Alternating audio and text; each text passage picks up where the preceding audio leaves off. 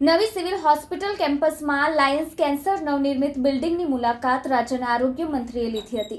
Lions cancer હોસ્પિટલના આગેવાન સહિત ડોક્ટરો અને નવી સિવિલ હોસ્પિટલના સુપ્રિન્ટેન્ડન્ટ આરએમઓ હાજર રહ્યા હતા. નવી સિવિલ હોસ્પિટલ કેમ્પસ ખાતે નિર્માણાધીન લાયન્સ કેન્સર હોસ્પિટલની આરોગ્ય મંત્રી શ્રી ઋષિકેશભાઈ પટેલે મુલાકાત લીધી હતી. તેમની સાથે સરકારી મેડિકલ કોલેજના ડીન ડોક્ટર જયેશ બ્રહ્મભટ્ટ, તબીબી અધિક્ષક doctor Dharitri Parmar, TB and chest વિભાગના વડા doctor Parul Vadgama, RMO doctor Ketan Nayak, nursing કાઉન્સિલના પ્રમુખ ઇકબાલ કડીવાલા, લાયન્સ કેન્સર સેન્ટરના ચેરમેન અશોકભાઈ કાનગુગો, સેક્રેટરી અશોકભાઈ મહેતા, પીઆઈયુના અધિકારીઓ, લાયન્સ કેન્સર વિભાગના તબીબો જોડાયા હતા.